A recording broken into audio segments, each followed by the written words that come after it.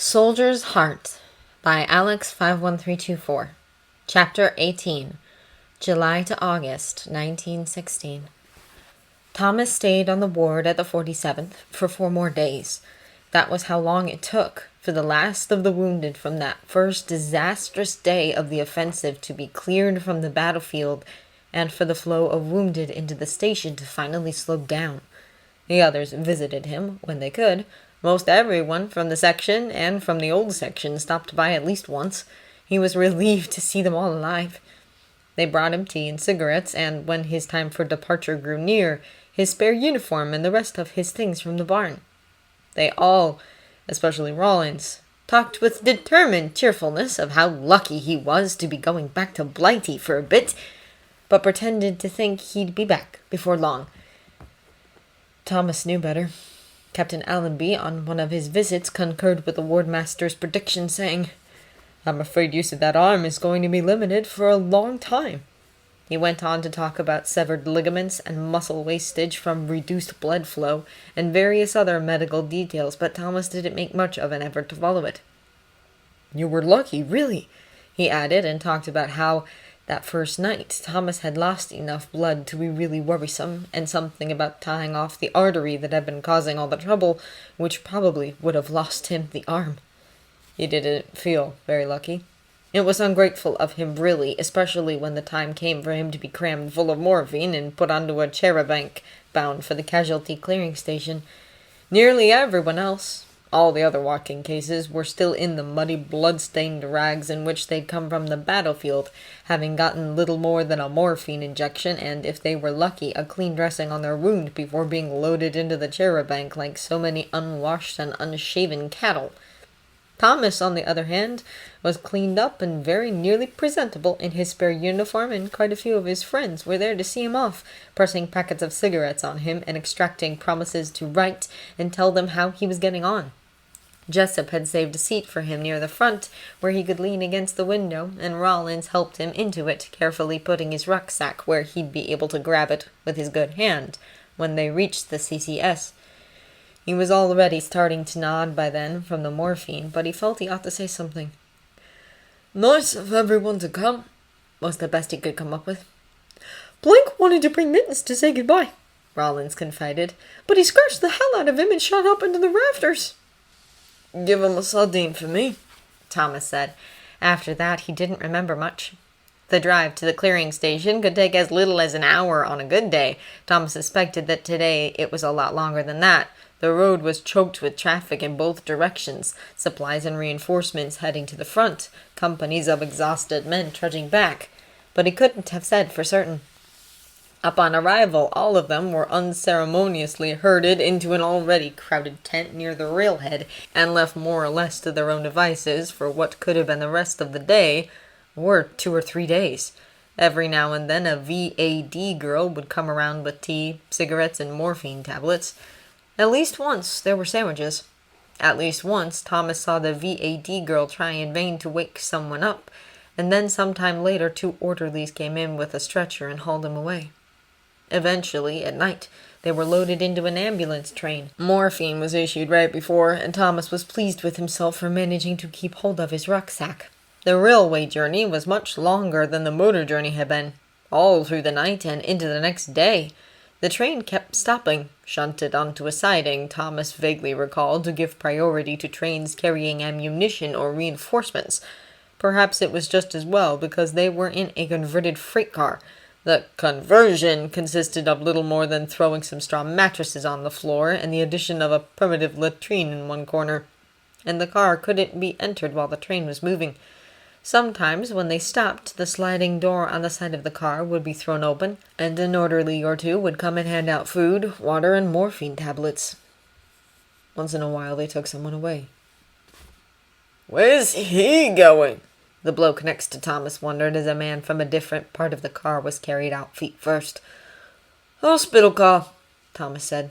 "Maybe." A lot of the stopping places had sprouted clusters of rough wooden crosses next to them.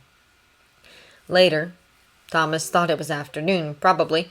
A bit of light was filtering in through the gaps in the walls. He participated in a desultory conversation about where they were going.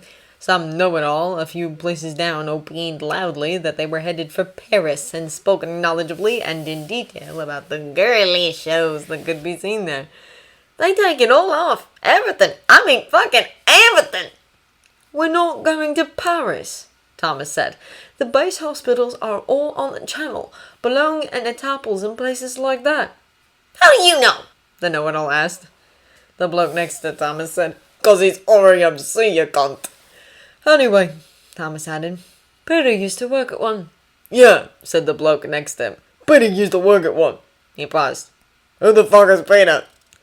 My brother, Thomas said. Oh, right, the bloke said. Maybe you'll see him. He's dead, Thomas told him. Sorry. Somebody else said, well, that was fucking depressing. Let's hear more about the girls that take everything off. It was dusk when they arrived at the hospital. If anyone mentioned which one or where it was, Thomas didn't notice, but it was on the grounds of some big hotel or casino. They were herded first into a mess tent where they were given a hot meal, the usual army stew, but after days of cold food and lukewarm tea, it made a change. After eating, they joined a queue to be glanced at by a medical officer or nursing sister who assigned them to various wards. Thomas was directed to Ward E, which was a large marquee tent housing at least 100 patients. A harried VAD nurse, who seemed to be the only person on duty in the entire ward, pointed him toward an empty bed. He stashed his rucksack under it and, for lack of anything better to do, lay down and have a smoke. You just get it, then? The bloke to his right asked. Yeah, Thomas said, flicking ash into the chamber pot he found under his bed. You? Couple days, I think, he said. On Preston. Barrow, Thomas said. Do you have an extra one of those? He asked, nodding toward Thomas's cigarette. Christ, they must be busy here if the nurse wasn't even handing out cigarettes. Yeah, all right. Handing it over, he got a look at the mess of filthy bandages that was wrapped haphazardly around Preston's right leg. You get that dressing changed since you've been here? No, Preston said, lighting the cigarette. Every time the sister walks by, she says she'll get to it soon, but she's right busy, you know. Yeah, Thomas said. It really wasn't any of his business, but how about I take a look? At Preston's look of skepticism, he added, I'm RAMC. All right, he said, if you would. Thomas finished his cigarette before moving over to Preston's bed to have a look at the wound. The dressing was stiff and yellowed with pus, and the wound, when he finally uncovered it, stank of rot. Yeah, that's not good, he said. The wound, just above the knee, was oozing greenish-yellow pus, and the area around it was red and swollen. Thomas didn't see any of the reddened streaks that indicated the infection was spreading through the bloodstream, but as nasty as it looked, it wouldn't be long. And just what do you think you're doing? A female voice with a cut glass accent said. Thomas looked up to see the VAD girl standing over them, her hands on her hips. Your job, he said flatly. The girl's face ruddied and Preston said, Don't give her a hard time, mate. He's RAMC, he added to the VAD. I'm sorry, she said tartly. It's just that the ward sister doesn't allow me to do dressing changes without supervision. I did plenty of them in England, but she doesn't approve of VADs, she finished sheepishly. Right, Thomas said. Well, this nice chap here who doesn't want to give you a hard time is going to lose his leg if this doesn't get cleaned out soon. So I'm going to do it. You can go and look for the ward sister, or go back over there by the TN and pretend you didn't notice, or you can help me. It's up to you. The young woman bit her lip. I'll fetch a dressing tray, she finally said. Good idea. The VAD came back a moment later with the tray and proved that she did know her way around a dressing change, swabbing the pus out until the wound was bleeding clean blood. How often do you get an MO doing rounds here? Thomas asked as she worked. He came through yesterday morning, she said. Right. Well, the next time you see one, you're going to want to wave him down to look at this. It's probably going to need surgical debridement. What's that? Preston asked. They give you some anesthetic and clean it more thoroughly, Thomas said, putting a bit of a gloss on it. The procedure actually involved cutting away dead and infected tissue. I'm afraid this is going to hurt like the dickens, the VAD added to Preston, picking up the bottle of antiseptic. Thomas was fairly impressed that Preston managed to restrict himself to a wordless cry and a bloomin' heck! in lieu of any actual swear words. "I'm sorry," the VAD said. "I'll give you some more pain pills when this is finished." Thomas checked Preston's tally card to see when he'd last been given morphine, but the only things written on it were from the dressing station where Preston had originally been received. Apparently, record-keeping, like dressing changes, was something they didn't have time for here. While the VAD finished up with Preston, Thomas scrubbed his hands with disinfectant and started removing his own dressing. He'd have to get the VAD's help, or somebody's dressing it again, but he was banking that, while she might balk if he asked, she'd go along if he didn't give her much time to think about what Sister would say. He was right. After washing her own hands again, she sat on Thomas's bed next to him and inspected the entry wound, which he couldn't see for himself. "This doesn't look too bad." "No, and I'd like to keep it that way," Thomas said. "My mates looked after me pretty well while I was still with my own unit." "Were you at the front?" she asked, applying antiseptic. "Oh, you must have been to be shot." "I was," he said. 47th Field Ambulance. I mostly worked at our main dressing station, but they had some of us at the front on the first day of the push." "Is it as awful as they say?" "Yes." She waited for him to elaborate, but when he didn't, moved on to redressing his wound. Once she was finished, Thomas put his tunic back on, right arm through the sleeve, left draped over his shoulder. He probably ought to have a sling or something, but as long as he kept his left elbow tucked against his side, it wasn't too bad. "Anyone else we ought to do?" he asked. The VAD looked uncertain. "Even if you didn't know what you're doing, and I can see you do, it can't be worse than doing nothing," Thomas pointed out. "As long as you wash your hands between cases, and your instruments." "Sister Brown really is going to be ever so cross," she said. "They've no business leaving you alone on a ward if they don't trust you to do the job," Thomas said, which was true, but didn't really matter when he got down to it. He moved on. "But they did, and now what you've got to decide is which you'd rather risk. Getting in trouble or having some of these men get worse, and even die, and knowing you didn't do everything you could to stop it." He lit a cigarette. "I've tried it both ways, and, well, in a minute or so, I'm going to take a bit of a walk and see if anyone else needs a dressing changed as badly as Preston here did." It wasn't as though they could put him on FB1 in the state he was in. If it came down to it, he could pretend to be shocked they didn't appreciate his pitching in when they were obviously short-handed and see how far that got him. The VAD sat next to him and twisted her hands in her lap for a moment. "Right," she finally said, getting up.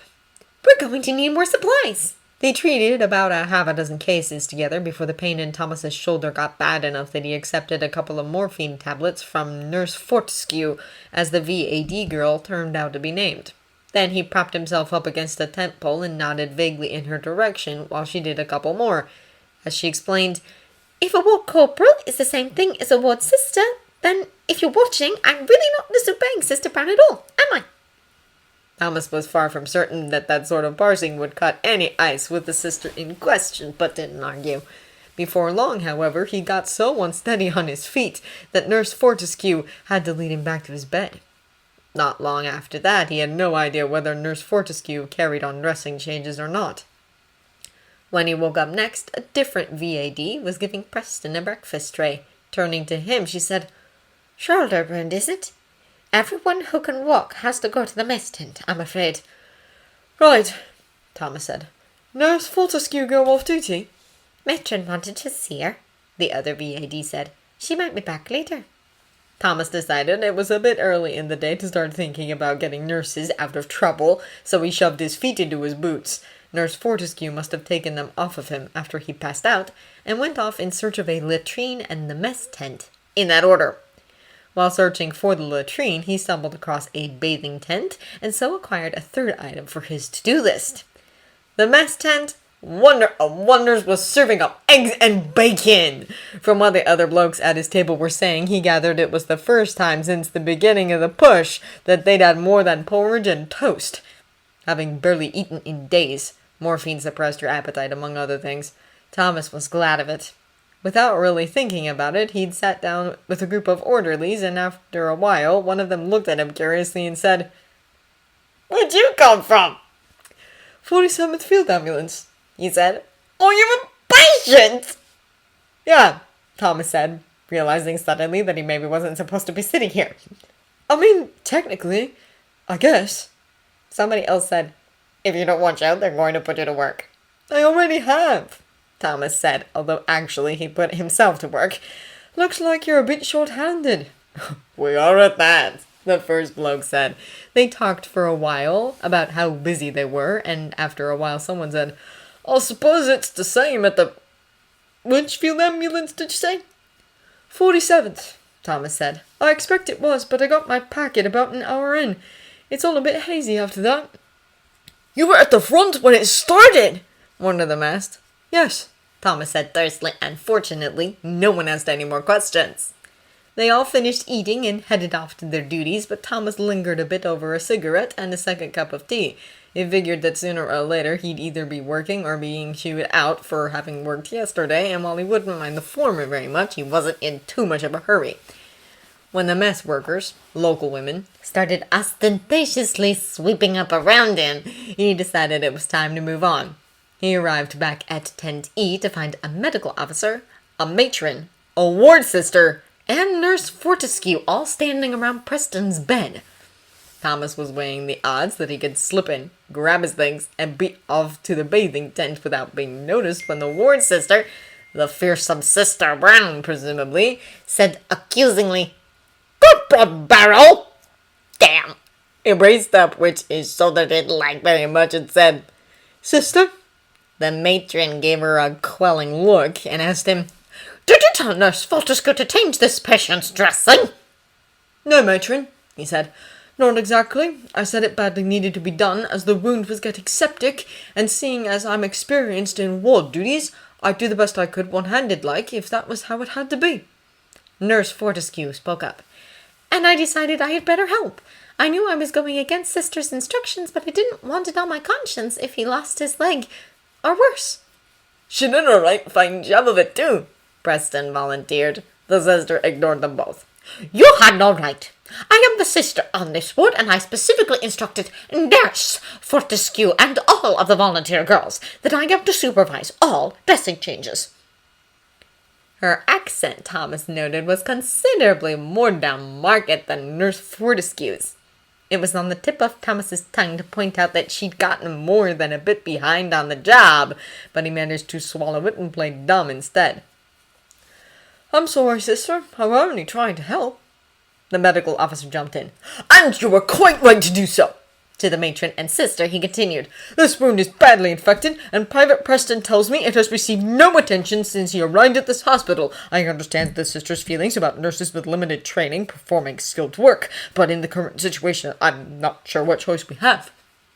The matron added, Sister Brown is responsible for 3 wards of this size. It's simply not possible for one person, however skilled, to perform regular dressing changes for so many patients. Precisely, said Sister Brown. That is why I have been saying for days that I need at least 2 fully qualified nurses for each tent. As you know, the medical officer said, we simply do not have them to give you. If you would rather have orderlies and voluntary nurses, I may be able to arrange that.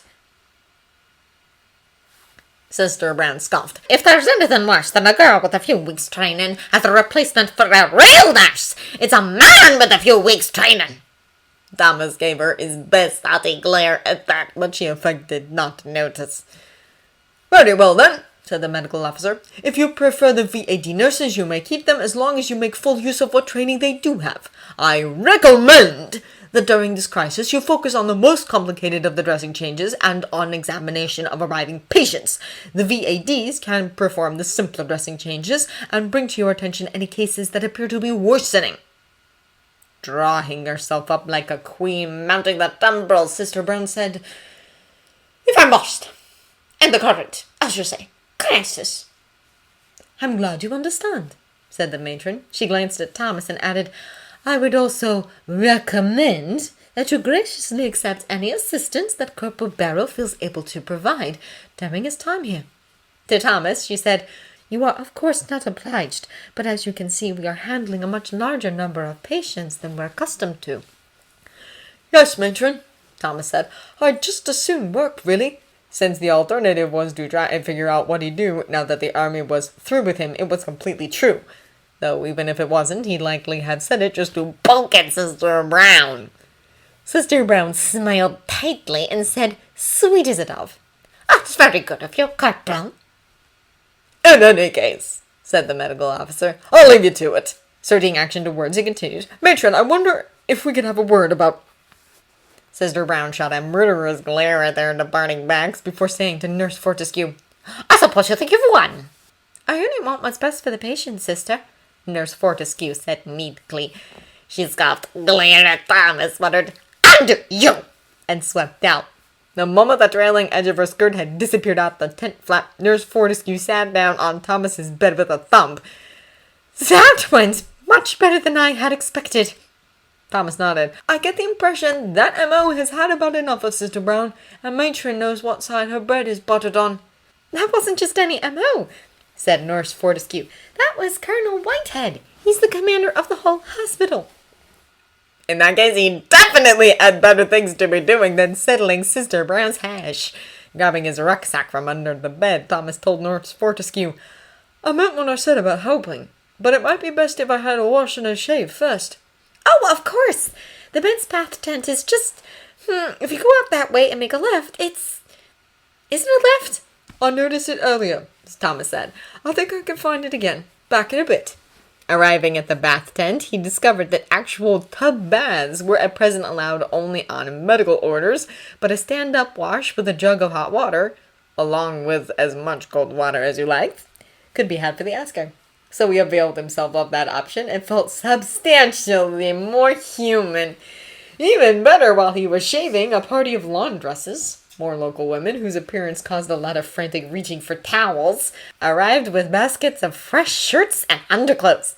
Thomas normally preferred to have his laundry done privately, as once you turned your things in, there was no telling what sort of rags they'd try to pawn off on you in exchange, but in the circumstances, he figured he'd better risk it.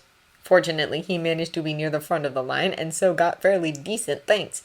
He made a quick decision to skip the line for hospital blues and hang on to his own uniform instead. He'd done a bit of tailoring to make it fit him better, and there wasn't much chance he'd get the same one back if he let it out of his sight. However, once he'd gotten most of the way dressed again, he realized that there was a certain advantage to hospital blues. Namely, you didn't have to wear puntees with them. Getting his undershirt on and his trousers done up one-handed was difficult enough. Wrapping puntees was simply impossible. Well, perhaps he'd get someone back in Tent E to help him. Preston owed him one and had two good hands. Tying his bootlaces proved a similar problem. He ended up just pulling the laces as tight as he could and tucking the free ends inside his boots. And so he headed back to the tent clean, but not quite as put together as he would have liked. When he arrived, he found Nurse Fortescue scrambling to simultaneously collect breakfast dishes and distribute shaving things and toothbrushes to the bedbound patients. Thomas took over the former chore. There was a rolling cart to put things on, so while doing it one-handed was slow going, it wasn't particularly difficult. Near the end of the first row, he came upon a group of 4 or 5 men sitting up on their beds and chatting. All appeared to have light wounds, while several bed cases nearby were patiently waiting for Nurse Fortescue to get around to them. "Oi!" Thomas said. "Any of you lot feel up to lending a hand?" One of the men looked up at him and said vaguely, "What?" But another was quicker to catch on. "Yes, Kurt," he said, and nudged the one next to him. "Come on, Fred, the wee lass has run off her feet and we sit here jawing." After that, a few other light cases got up unprompted and collected what their neighbors needed from Nurse Fortescue's cart. "Well," Nurse Fortescue said as the same men began returning the things to the cart, "I'm not sure Florence Nightingale would approve, but that was the quickest that's ever gone. And now I've time to do a few dressing changes before lunch." They started the dressing changes with the ones they hadn't got to yesterday. Thomas wasn't much use when it came to applying dresses, but he didn't have too much trouble with cutting away the old ones.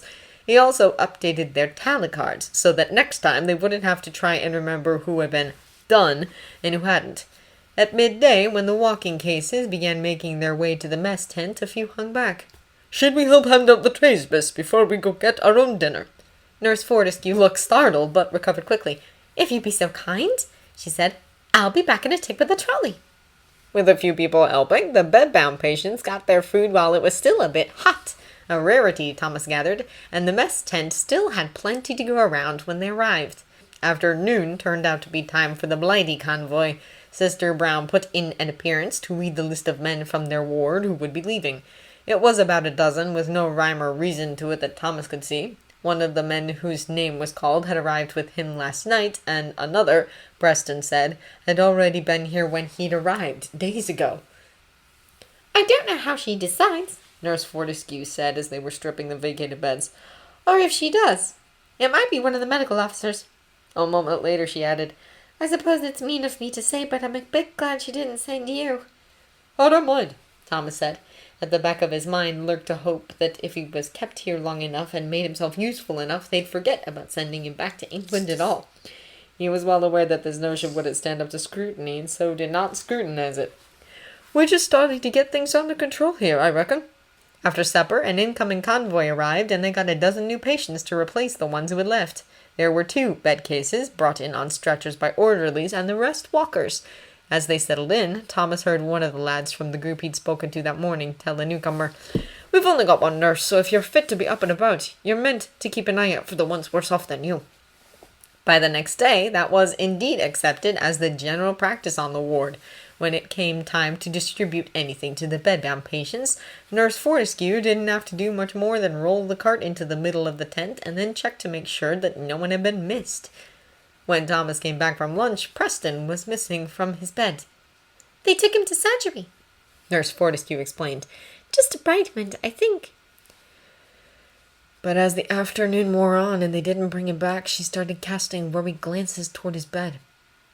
"They might have put him somewhere else," Thomas pointed out on one such occasion. You're right, she said. Tent C is men's surgical. Perhaps he's in there. Thomas was starting to wonder a bit too, and when tea time came around and everything seemed under control, he decided to go and have a look in Tent C. Tent C was much worse than theirs. It held about the same number of patients, but there were much more serious cases.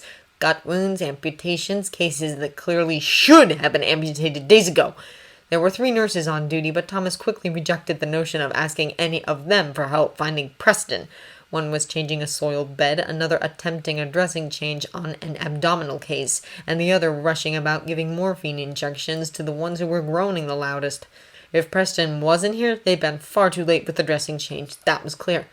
Thomas wished a bit that he had left well enough alone, but now that he was here, he supposed he ought to check, and began walking down the rows of beds, looking at each face. Halfway down the second row, he stopped short. "Theo?" He raised his head slightly. His face was haggard, his breathing labored. "Thomas, what you?" "Quarter packet," Thomas said, squeezing in between Theo's bed and the next and kneeling down. "Looks like you did too." "Yeah," said Theo. "Got a bloody one." The blanket was pulled up to his chest, but there was blood seeping through on his stomach. "I'll say," Thomas said. "Yours?" Theo asked. "Just a shoulder, nothing to worry about." "Good." Theo panted a bit. "Do you need some pain medicine?" Thomas asked. "I'll get some." "Not yet," Theo said. "This pant is the 16th, yeah?" Thomas thought he meant the date for a second, but then remembered Nurse Fortescue telling him when he'd been doing tally cards that this was the 16th General Hospital. "Yeah, the 16th. Theo nodded. "Same one." A few more labored breaths. "Wet so." "Yeah?" Thomas said. "Yeah, you got his grave. The lip bruise." "All right," Thomas said. "In my pack. Been carrying it around all year. Take it to him, yeah?"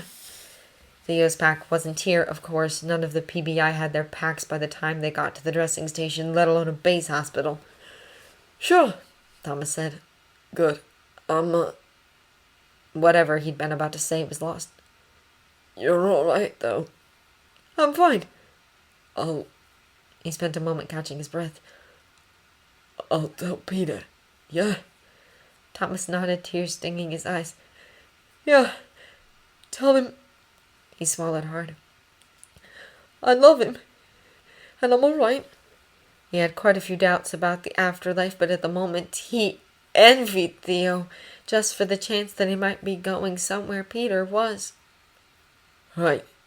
I'll tell him, and you'll... So. I promise, Thomas said, wondering how the hell he was going to keep it. Theo closed his eyes then, and Thomas listened to his ragged breathing. After a while, the nurse with the morphine paused by the bed. Is your friend of yours? She asked gently. Yeah, Thomas said, wiping his eyes with the sleeve of his good arm. The last one I had left from before the war. A hand squeezed his shoulder. It won't be long now. I know, Thomas said. Yes, the nurse said. I suppose you do. She circled round to the other side of the bed and knelt down, and Thomas saw that it was Sister Brown. This will make it easier for him, she said, lifting a needle from the tray that she carried. I expect you know that too. Yes, Thomas said. He's ready. He had some things he wanted to say, but he's said them. Sister Brown swabbed the crook of Theo's elbow with alcohol meticulously, even though there was no reason on earth to bother, then slipped the needle in and pressed the plunger. I stay with them when I can, she said, but there's so many. I'll stay with him, she nodded. You know not to look under the blanket. It wasn't really a question, but Thomas whispered, Yes. It took Theo hours to die. Thomas stayed next to him the whole time, his legs growing numb under him, his shoulder throbbing. Sister Brown must have scrupled to give him enough to make quick work of it, but it did its job. His breathing evened out after the injection, and he didn't wake or show any signs of pain. Thomas doubted he was hearing anything, but talked to him anyway. Told him about his mates at the 47th, how they had looked after him when he was wounded, and then about Kew Gardens and his date with Peter. Peter said, in one of his letters, he said that it wasn't so bad being in the war. You just missed people. He was right. I haven't had a bad time of it, really.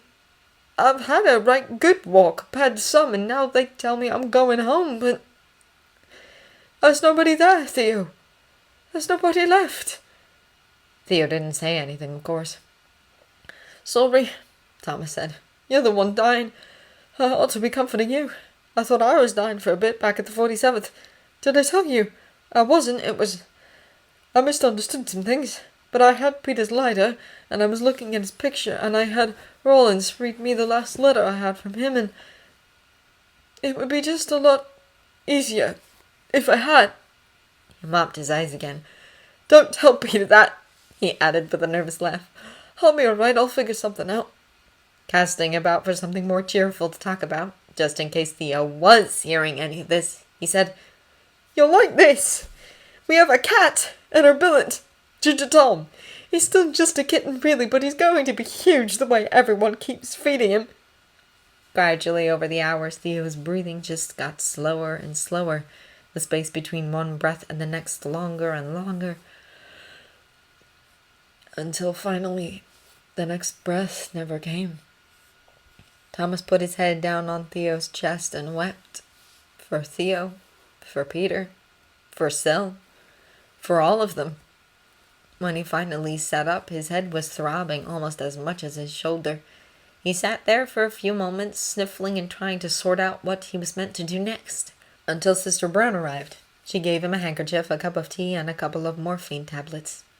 I'll lay him out, she said. Drink that up, and then go back to your ward and have a sleep.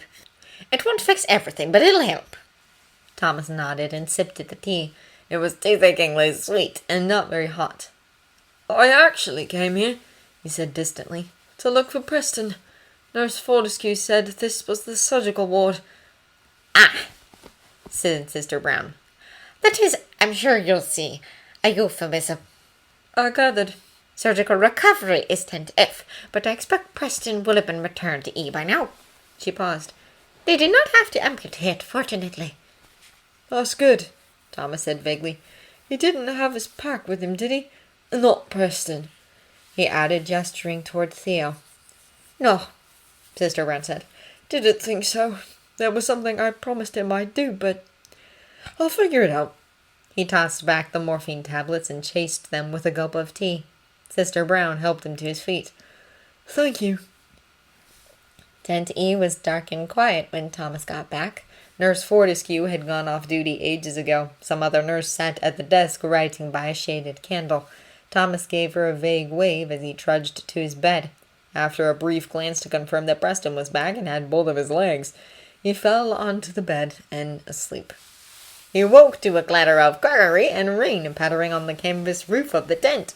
Nurse Fortescue was gathering up breakfast dishes from the bed cases, with some help from the mobile patients, but when he sat up, pushed the cart over his way. Good morning, sleepyhead. Morning, Thomas said vaguely. Reaching down to the lower shelf of the cart, she said, I saved you some tea and toast, but I'm afraid it's gone cold. That's all right, he said, taking the plate and teacup. He'd missed dinner last night and felt more nauseous than hungry, but supposed he'd better eat. Thanks. Where'd you disappear to yesterday? She asked. Run into an old friend, he said. Oh, that's nice. He almost wanted to preserve her obnoxious good cheer, but he couldn't possibly keep up the pretense for long, and so said, He was dying, so I stayed with him. Her face fell. Oh. She busied herself for a moment with adding Preston's dishes to the cart. I'm very sorry to hear that. You must let me know if there's anything I can do. Thanks. He was munching toast and contemplating how absurd the empty phrases of condolence were in the circumstances, when something occurred to him. As a matter of fact, he had a last request I could use a bit of help with.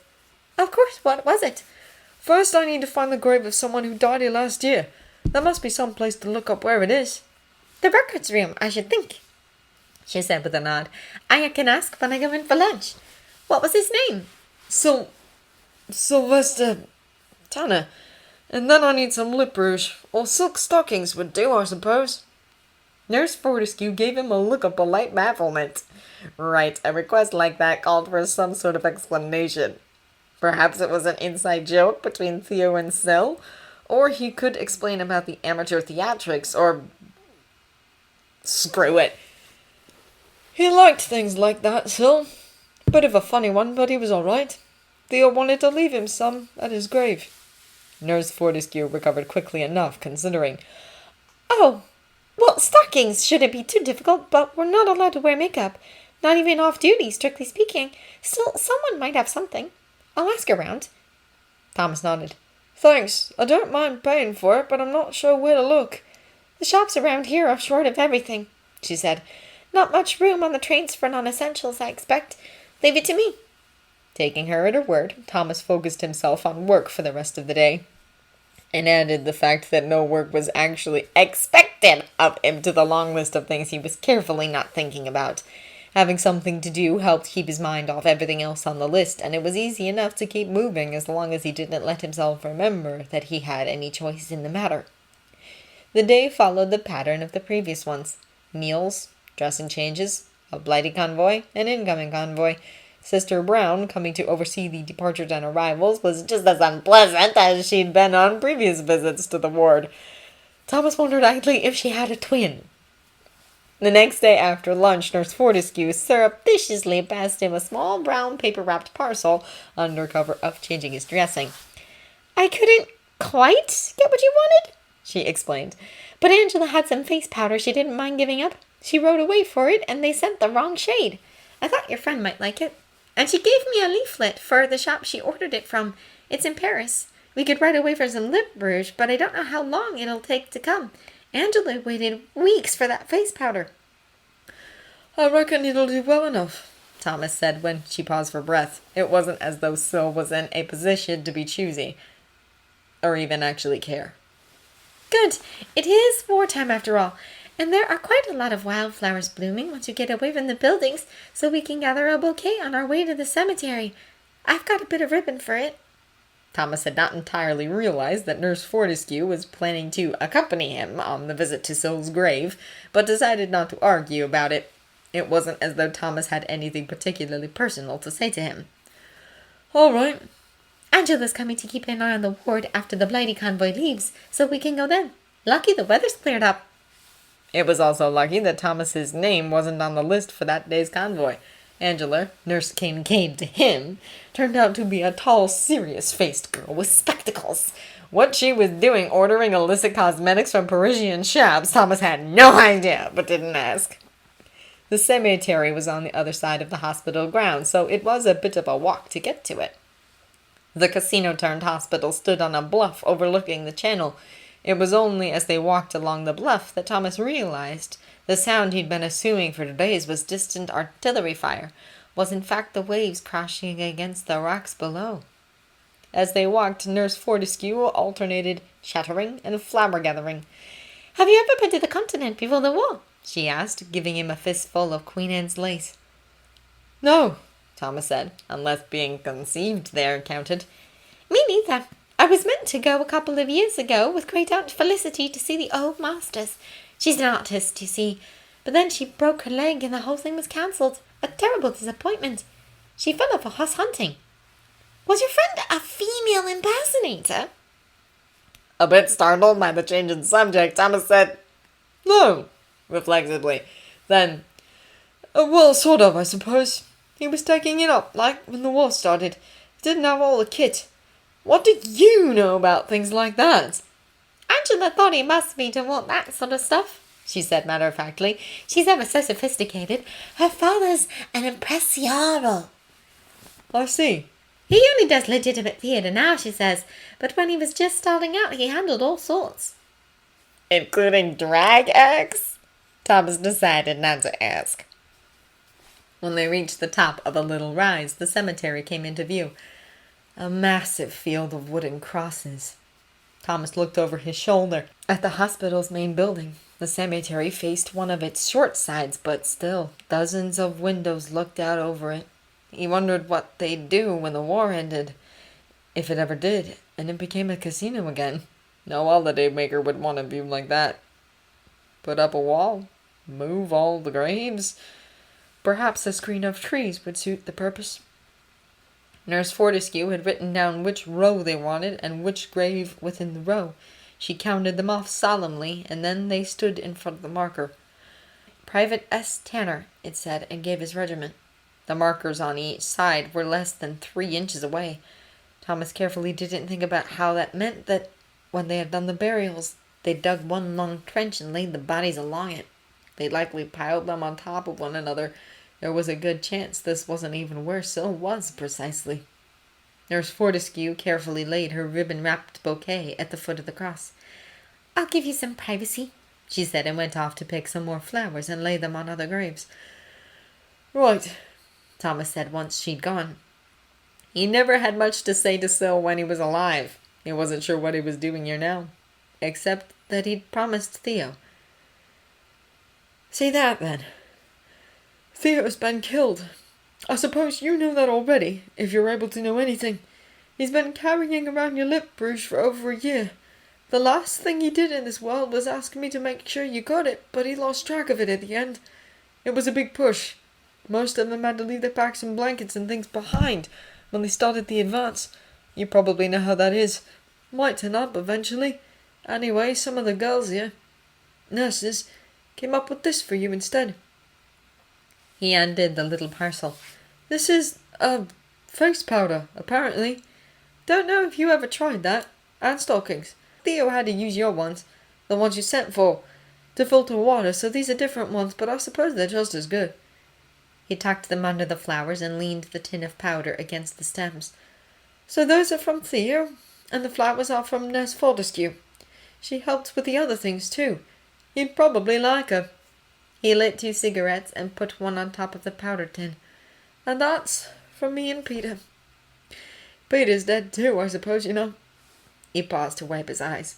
"I mean, I don't really suppose that. I don't actually think you're all sitting in the Criterion bar of the Great Beyond.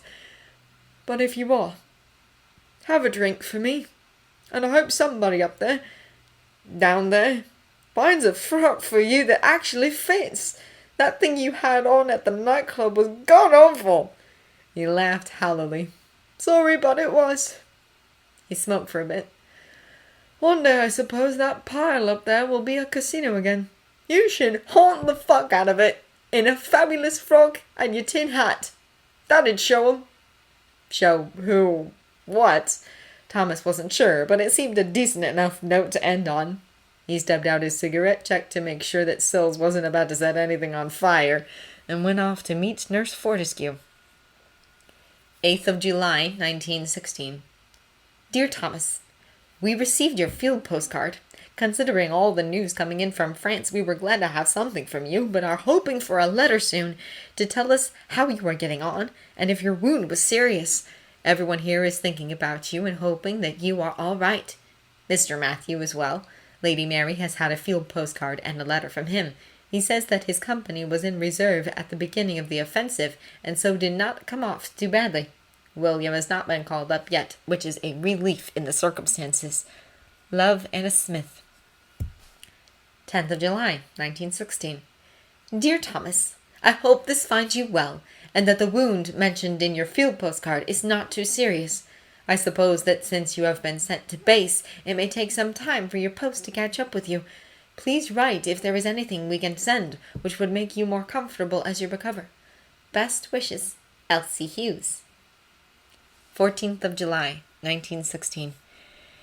Dear Thomas, how are you getting on? We've had no news from you since the field postcard saying that you were wounded, and we're all worried. Even Mr. Carson. Lady Sybil has finished her nursing training and begun work at our hospital. She learned about the chain of evacuation in her training and explained that you have probably been moved several times since being wounded, which may make it difficult for letters to reach you. She also said that your being sent to base likely meant that your wound was serious enough to require lengthy convalescence, but that it is not necessarily a dangerous one. So I am praying that it was not. If you are not well enough to write a letter, perhaps you could send another field postcard. That way we will know if you are getting our letters. Miss Hughes and I have each sent one. I don't know if you're in a state to be interested in our news here, but a few things have happened. First, Mr. Bates's mother has passed. As you know, she has been ill for some time, so while it is a sad loss, it is not an unexpected one. The silver lining is that she turned out to have had more substantial savings than Mr. Bates ever expected. Miss Bates has suggested that she is now willing to release him in return for a settlement, and so he has proposed. I said yes. If it happens, we will both continue working for a time and live in one of the cottages on the estate. Lord and Lady Grantham have agreed to this plan. In fact, he asked Lord Grantham before he asked me. I suppose it was sensible of him, if not romantic. Once I know where you have ended up, I'll send a parcel. So please let me know if there is anything in particular that you need. Love, Anna Smith. July 18th, 1916. Dear Thomas, I must say I'm beginning to get a little worried not to have heard from you. The last news we had from you was a field postcard saying that you had been wounded. Lady Sybil, who you may know has begun working at the village hospital, went so far as to ask Dr. Clarkson if he could find out any news of you, but unfortunately he did not take very well to being asked. I suppose with such a great many soldiers having been wounded, he has many more urgent matters to attend to. If you are having a difficult time, please don't trouble yourself writing a long letter, but a brief note or even another field postcard would do much to set my mind at ease. And Anna's and everyone else's. Wishing you an easy recovery. Elsie Hughes. Thomas had been at the base hospital for over 2 weeks when his letters caught up with him. He had all but forgotten that he'd sent off a field postcard while he was still at the 47th. Rollins had been asking if he could take down a letter to anyone, and Thomas had finally told him he could fill out the postcard for him, more so that he'd stop asking than anything else. He certainly hadn't expected them to worry. He supposed he ought to write back and explain, but he really didn't want to. He'd either have to pretend that he expected to go back to the 47th, which would be a difficult lie to keep up, or else admit that he was likely to be discharged, in which case they were sure to ask what he planned to do next, and he didn't want to think about it. So we got another field postcard, marked it quite well, and I have received your letter, and sent it off. They'd likely think it meant he wasn't well enough to write, but at least it would be a few days before any reply would reach him. He could say, when he did finally get around to writing, that a letter would have been held up for censoring, which was probably true. The hospital was getting less busy, though. Fighting continued in the Somme sector, supplying a steady stream of new casualties, but nothing like the harvest of that first hideous day. Gradually, the hospital ships caught up with a backlog of cases waiting to be ferried across to England, and one by one the ward tents disappeared from the lawn until the only ones left were E, Thomas's ward, and B, another ward for light cases. Few patients stayed in Tent E for more than 2 or 3 days now. After that time, they were either sent on to England, or a place was found for them in a permanent ward. Except for Thomas. He stayed where he was, and a time or two he wondered if they'd forgotten that he was not, in fact, posted there. He didn't mind if they had. The work was light, food and cigarettes plentiful, and Nurse Fortescue's company unobjectionable. She seemed to have made up her mind that they were friends, and Thomas didn't argue about it. She brought him all the hospital gossip and sometimes cake. About a week into his stay, he had his shoulder x-rayed and was issued a sling and orders not to move his shoulder. He found the sling to be of little practical use. He was more than capable of keeping his shoulder still on his own, and found that actually putting his arm in the sling caused a bit of a strain on the wound. But it saved him a great many explanations of why he could only carry things in his right hand. It also served him well when a general on the cheering up the troops visit happened to pass him from the right, and Thomas had to salute him with the wrong hand. Though on that occasion Thomas did stuff his bad arm into the sling just to avoid any misunderstandings. A day or two after the letters from Downton, Thomas got one from Rollins, reading, Barrow, hope you're enjoying your holiday. Are you back in Blighty yet? All of us are getting along well enough. Things have finally quieted down on our bit of front enough that we're back to working normal shifts. Everyone misses you at the barn, but especially Mittens. He wanders around like a lost soul, mewing piteously. Once I sat in your chair and he came racing across the rafters like he always does, only to turn a somersault midair and run away when he realized that wasn't you. He's gotten a lot bigger. I've been too busy lately for photography, but if you're away much longer, I'll take a new one of him to send to you. The wardmaster also asked after you. He said he reckons you must be all right, because he'd be notified if you were invalided out or died of wounds. But he wondered how you were getting on. I'm Lance Corporal of our section at the moment, but I'm finding it a bit of a headache. The sooner you come back and I can step down, the better. I'll be glad to see you too, of course. Your friend, Rollins. Thomas wondered, reading it, if Rollins had heard something, perhaps from the wardmaster, about his coming back. It was unlikely, he told himself firmly. Probably he was just pretending, as they all had before Thomas had left. Still, he found this letter less impossible to answer than the ones from Downton, and wrote back. Rollins, you can tell the wardmaster, and anyone else who's wondering, that I'm getting on all right. I'm still in France at a base hospital. Most of the other light cases from 1st of July have been sent on to England by now, but not me. I have been helping the nurse out on our ward, which I expect is why they are keeping me around. They were very short-handed when I first got here. Only one VAD to look after a large marquee tent full to capacity. The ward sister, nominally in charge, had 2 other wards of more serious cases and was very seldom seen by us. Things have started to ease up a bit now, which is not without its downside, as Sister disapproves of both VADs and nursing orderlies. She is pleasant enough when she sees me in my capacity as patient, but heaven forbid I attempt anything more complicated than handing out tea and cigarettes. She doesn't even like the way I fill out tally cards, which you know is one of my best things. No one said anything about where I'm going from here, or when. I suppose that's all right. I feel as though the more I've recovered by the time anyone stops to consider my fate, the likelier it is I'll be sent home, scratched out, to the 47th. If you happen to run into the wardmaster again, you might mention that I'm still hoping to be pronounced fit for active service.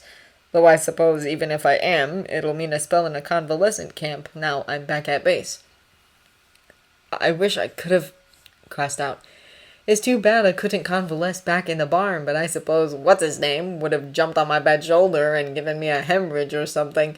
You can tell him from me that it's ungrateful of him to snub the rest of you when you're the ones that keep stuffing him so full of sardines and condensed milk that he's a hazard to shipping. Your friend, Barrow.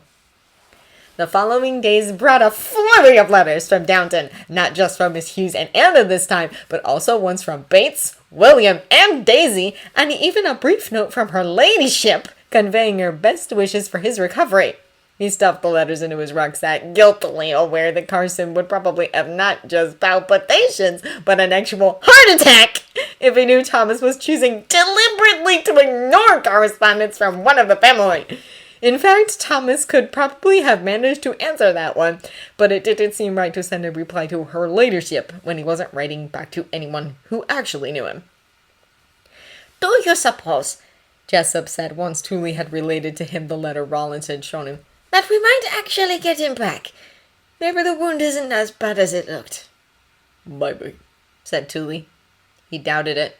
He doubted that even Barrow believed it. But if I had to lay odds on it, I'd wager they were too busy to take a good fucking look at it when he got there. And by now, he's got them halfway to forgetting he's a fucking patient. That does sound somewhat like him, Jessup admitted. God knows why he wants to come back to this fucking shithole, Tooley added, pouring himself another drink. He did know, really, and it was enough to make you fucking cry if you thought about it. What kind of life was it if the place that felt like home to you was a dressing station on the doorstep of hell? He tossed back the drink and poured another. He tried that one about convalescing in the barn before he left, too. He's a good lad, Jessup said. Oh, no. He shook his head. How do we know with the 16th General? What are you going to do? Jessup asked. Tooley wished he could say, I'm going to tell them to send him back to us. But he couldn't. This was a war, and you couldn't let half-crippled lads hang about just because they wanted to. Get that shoulder looked at, he answered. Find out if he's got any chance of coming back to active service. If not, we're not doing him any fucking favors pretending otherwise. Barrow. Glad to hear you're well, son. I'll pull a couple of strings to get some answers, but like I said before you left, I'd be surprised if that wasn't a Blighty one. Maybe home service if you're lucky. I know it's not crossed out. I'd bring you crossed out. Sorry. W.T. Thomas's hands shook as he lit a cigarette. He shouldn't have said anything. He'd known that when he'd written to Rollins. Nothing good ever came of asking for what you wanted. Bad news? Nurse Fortescue asked. She'd been handing out the post to everyone in the tent, but she must have finished now, because she sat down on the bed opposite his. Empty now. No, he said, shaking his head. Just, it's nothing.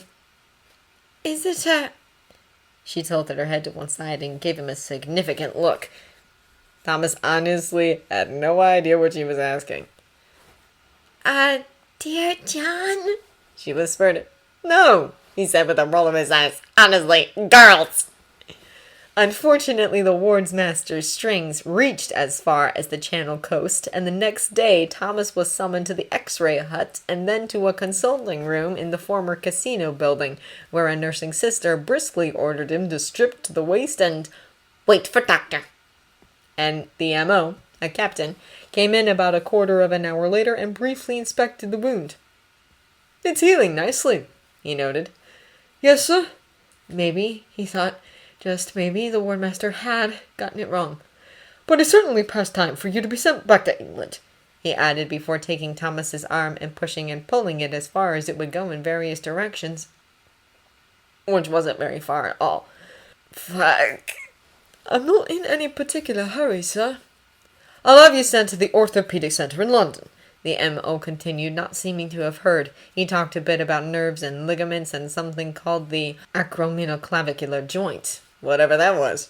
It's a fairly complicated surgery, but the rehabilitation specialists will get you sorted out. That sounded a bit more hopeful than Thomas had thought. Rehabilitation, sir? You mean it will get better? Well, the M.O. said slowly, they'll be able to work on increasing the range of motion and regaining strength. You'll certainly see some improvement. Fuck! I see, sir. He took a deep breath, asking could it really make things any worse now. I was hoping to be returned to active service. That does you credit, the officer said, but I don't think it'll be necessary. He talked a bit about how shoulder wounds varied in complexity, and how a wound to the fleshy part of the shoulder would heal much more quickly and completely than one that involved the joint itself. The specialists will make the final diagnosis, but I'd say you've done your bit. Thank you, sir, Thomas said numbly. What about home service? Do you suppose I have any chance of being past fit for that? Well, you can put your things back on. I wouldn't say it's likely. Your RAMC? Yes, sir. I think they want you to be able to carry a stretcher, but you'd have to speak to the orthopedic center staff about that. They'll have more of an idea. As Thomas put his uniform back on, the MO started writing out orders. I think that today's blighty convoy is full, but you should get on tomorrow's, or if not, the next day's.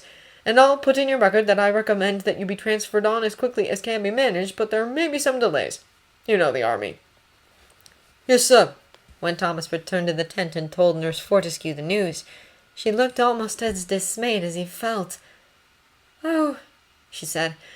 "Well, that's splendid, of course, that you're going home." He shrugged his good shoulder. I suppose. "You must write and let me know how you're getting on." All right. There were quite a few letters he ought to write now that he had something definite to put in them. He spent much of the next day writing them. There were few ward chores to pitch in on, as the ward was half empty now, and posted the ones to Rollins and the wardmaster before he left. The rest he might as well wait and post from England. Blighty convoys from this hospital started out by rail thanks to the steepness of the coast, and it wasn't until it was almost time to leave that Thomas considered the obvious fact that crossing the English Channel would necessitate a transfer to a hospital ship. It wasn't that he was worried about it sinking. In a strange and terrible way he almost wished it would. But it would be so very hard not to think about Peter. There'd be nowhere to look that he wouldn't wonder if what he was seeing was one of the last things that Peter had seen. The ship, for all he knew, might even pass over the very place where whatever was left of him lay. Fortunately, Sister Brown turned up with a blighty list as Nurse Fortescue was handing out morphine tablets to the more seriously injured of the passengers. Sister Brown always managed to find fault with something at this time, and it was easy enough for Thomas to swipe a couple of tablets while they were both otherwise occupied. Once she called his name, he knocked them back, and then the only thing he had to worry about was keeping hold of his rucksack and not falling over as he lined up to get into the railway carriage. At least that was all he had to worry about until Nurse Fortescue lined up with some of the other nurses to wave them off, broke ranks, bashed over, and kissed him! Even stone cold sober, Thomas might have been too startled to fend her off. As it was, he barely registered what was happening before Sister Brown started shouting, and a sergeant shoved him up the carriage steps to a chorus of catcalls and congratulations from the other passengers.